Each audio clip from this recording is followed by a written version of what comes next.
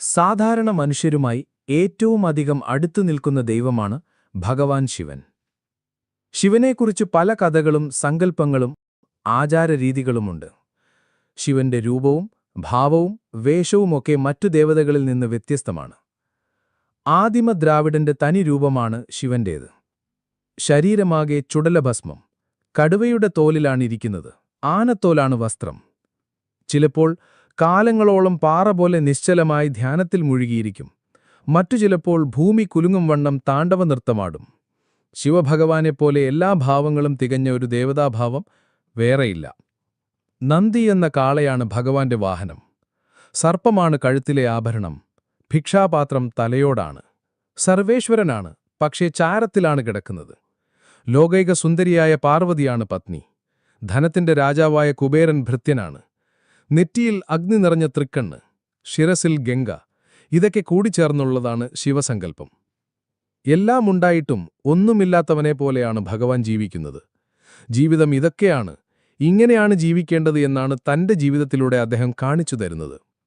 ശിവഭഗവാനെ ധ്യാനിക്കുന്നതിനും ചിന്തിക്കുന്നതിനുമനുസരിച്ച് കൂടുതൽ ആഴത്തിലുള്ള അർത്ഥങ്ങൾ നമുക്ക് മനസ്സിലാവും.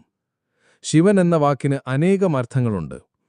മനുഷ്യർക്ക് മംഗളകരമായത് കാംക്ഷിക്കുന്നതുകൊണ്ട് ശിവനായി. ശ എന്നത് നിത്യമായ ആനന്ദമാണ്.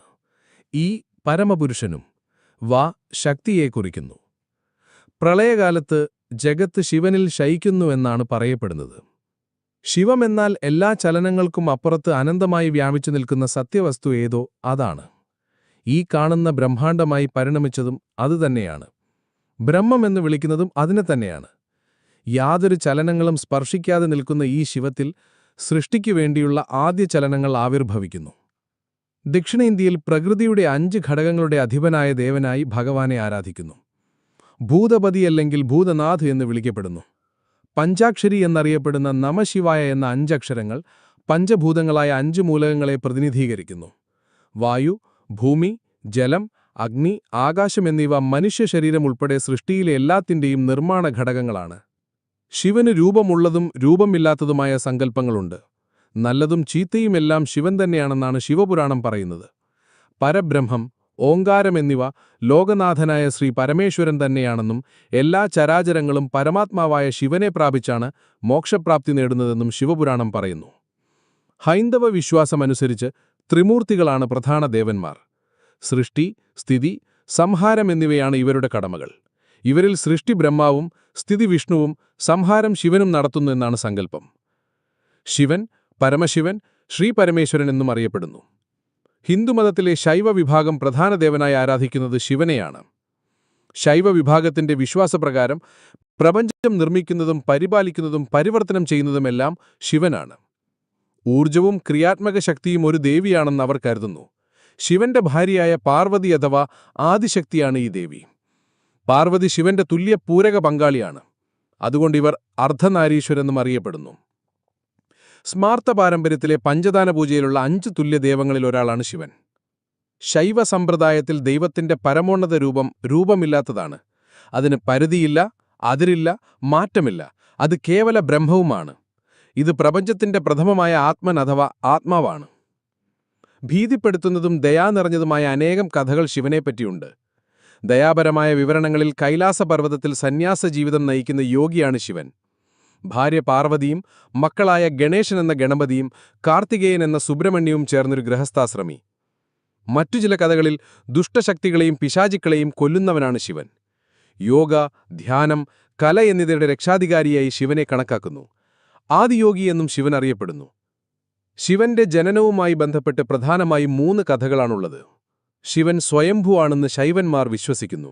എന്നാൽ വൈഷ്ണവർ ശിവനെ മഹാവിഷ്ണുവാണ് സൃഷ്ടിച്ചതെന്നും വിശ്വസിക്കുന്നു. പ്രളയത്തിന്റെ അവസാനത്തിൽ എവിടെയും വെള്ളം മാത്രമായിരുന്നു. അപ്പോൾ ആദിശേഷന്റെ പുറത്ത് മഹാവിഷ്ണു യോഗാസനത്തിൽ ഉറങ്ങുന്നത് ബ്രഹ്മദേവൻ കണ്ടു. ബ്രഹ്മാവ് വിഷ്ണുവിനെ ഉണർത്തി ആരാണെന്ന് ചോദിച്ചു. ലോകത്തിന്റെ സൃഷ്ടാവും പരിപാലിക്കുന്നവനും സംഹാരകനും താനാണെന്ന് വിഷ്ണു മറുപടി പറഞ്ഞു. എന്നാൽ ലോകത്തിന്റെ സൃഷ്ടാവും പരിപാലകനും താനാണെന്ന് വിശ്വസിച്ചിരുന്ന ബ്രഹ്മാവിനെ വിഷ്ണുവിന്റെ വാക്കുകൾ പ്രകോപിപ്പിച്ചു. അവർ തമ്മിൽ ആരാണ് ശ്രേഷ്ഠനൊരുതും ചൊല്ലി തർക്കവും പോരാട്ടവുമായി. പെട്ടെന്ന് ലിംഗരൂപത്തിലുള്ള അനന്തമായൊരു പ്രകാശസ്തംഭം അവരുടെ മുന്നിൽ പ്രത്യക്ഷപ്പെട്ടു. അതിന് തുടക്കമോ അവസാനമോ ഇല്ലായിരുന്നു. അവർ പോരാട്ടം മറന്ന് അത് പരിശോധിക്കാൻ തീരുമാനിച്ചു. ബ്രഹ്മാവ് ഹംസരൂപം ധരിച്ച് മുകളിലേക്കും മഹാവിഷ്ണു കാട്ടുപന്നിയുടെ രൂപമെടുത്ത് താഴേക്കും പോയി. 1000 വർഷം സഞ്ചരിച്ചെങ്കിലും അതിന്റെ അറ്റം കണ്ടെത്താൻ കഴിയാതെ അവർ മടങ്ങി വന്ന് ലിംഗത്തെ വണങ്ങി. അപ്പോൾ ഓം എന്ന ശബ്ദമുണ്ടായി. അതിൽ അ, മ, ഇ, ഉ, മ എന്നീ അക്ഷരങ്ങൾ പ്രത്യക്ഷപ്പെട്ടു. അതിനു മുകളിൽ പാർവതിയോടൊപ്പം ശിവനെ കണ്ടു. ഇരുവരും തന്നിൽ നിന്നാണ് ജനിച്ചതെന്ന് ശിവൻ അവരോട് പറഞ്ഞു. ഈ കഥയെ ലിംഗോദ്ഭവ എന്ന് വിളിക്കുന്നു. വിഷ്ണുപുരാണ പ്രകാരം ബ്രഹ്മാവ് ഒരു പുത്രനെ സൃഷ്ടിക്കാൻ ആഗ്രഹിച്ചപ്പോൾ ധൂമ്രവർണ്ണമുള്ളൊരു യുവാവ് കരഞ്ഞുകൊണ്ട് പ്രത്യക്ഷപ്പെട്ടു. എന്തിനാണ് കരയുന്നതെന്ന് ബ്രഹ്മാവ് ചോദിച്ചപ്പോൾ തനിക്കൊരു പേര് വേണമെന്ന് യുവാവ് ആവശ്യപ്പെട്ടു. നിന്റെ നാമം രുദ്രൻ എന്ന് ബ്രഹ്മാവ് പറഞ്ഞു. തുടർന്ന് രുദ്ര, ഭവ, ശരഭ, ഈശാന, പശുപതി, ഭീമൻ, ഉഗ്രൻ, മഹാദേവൻ എന്നിങ്ങനെ 8 ഭാവങ്ങൾക്ക് പേരുകൾ നൽകി.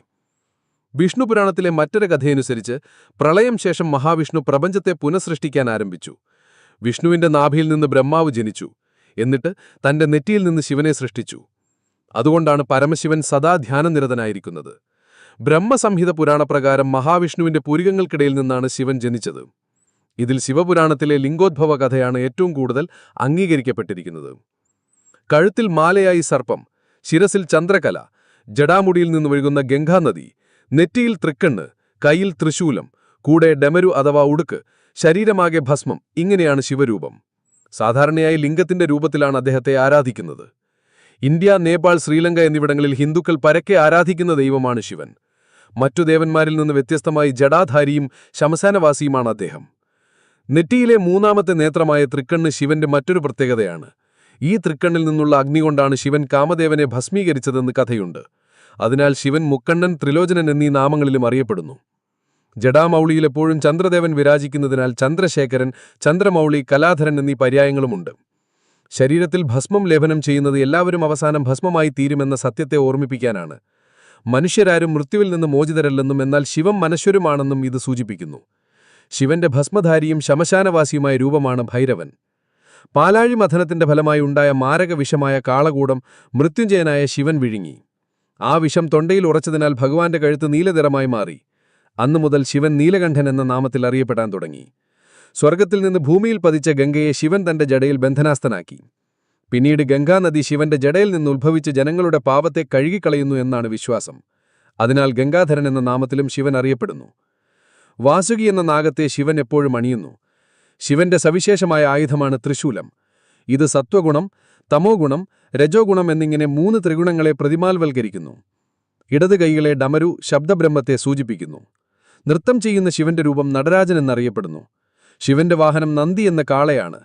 മൃഗങ്ങളുടെയെല്ലാം പാലകൻ എന്നർത്ഥത്തിൽ പശുപതി എന്നൊരു നാമവും ശിവനുണ്ട്. ഭൂതഗണങ്ങളും പ്രേതങ്ങളും ശിവന്റെ ആജ്ഞാനുവർത്തികളായി കൈലാസത്തിൽ വിരാജിക്കുന്നു.